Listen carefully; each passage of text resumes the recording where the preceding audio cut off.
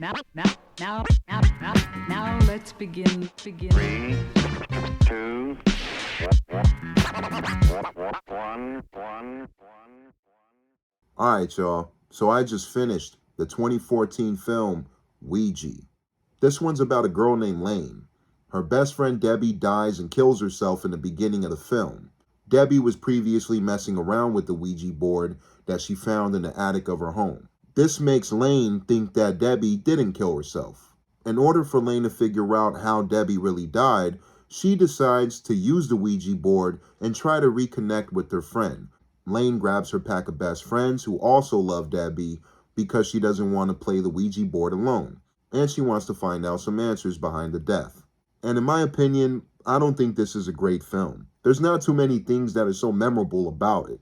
I honestly had to relook the fucking names of the characters up on the IMDb again just to refresh my memory. And I just finished this film not even an hour ago. The acting is very bizarre. It's not the worst acting I've seen in my life, but it's nowhere near the best. And it feels very cardboard and wooden. I honestly didn't care too much for the characters. There wasn't anybody that I really enjoyed or thought had too much of a personality. I didn't think anybody had anything or any type of spark going on with their performance or their character. I'm a fan of Lynn Shay, and she pops up for a brief role, and I think she's easily the best performance, but at the same time, there were still hints of over-the-topness. And the overall plot kind of rubs me the wrong way. The main chick drags her best friends to play this Ouija board to try to reconnect with her friend, but she's not realizing the dangers of what can happen. When you're playing a Ouija board or some type of shit like this, you're opening up all types of fucking negative energies and evil spirits. So the whole time I'm watching the movie, I'm like, yo, I'm not rocking with this chick. That's some shit I don't do. I don't rock with no Ouija boards.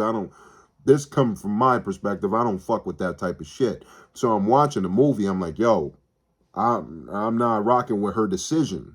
And her best friend Debbie, the one that killed herself, was dabbling around with that shit in the first place. So there's already a huge dark negative energy even behind that. If you're into this type of stuff, I don't even think you'll like the movie. Not too memorable, like I said. The jump scares are horrible. There's nothing scary about this flick. The attempts at trying to be scary don't land for me whatsoever. And one thing I gotta mention, for a runtime of 1 hour and 29 minutes, which is relatively short, this movie drags. This movie's pretty fucking slow. I will admit, out of the maybe 4 death scenes, there are 1 or 2 that I did kind of enjoy. I was like, yo, that was pretty hardcore for a PG-13. But one of them is the opening kill. So off the bat, I'm pretty spoiled with the opening kill when there's nothing that really matches after that for me. But the build up to these deaths are very slow. It's either Lane walking around through the attic or rediscovering some shit, or the characters talking, the pack of the friends that I don't really care too much for. I don't mind dialogue whatsoever or slow burns, but in my opinion, the writing is not good in this film. I did feel that the delivery was a bit awkward at times. Pretty crickety and wonky. The pack of friends are playing the board. They think it's Debbie at first, but as the film goes on, they find out that they did open and invite these fucking evil spirits. So it's not Debbie at first. One by one, these friends start getting killed off. Like I said, I will admit I did enjoy 1 or 2 of the deaths, maybe mildly, but it's nowhere near to make up with what the fucking rest of the movie I saw.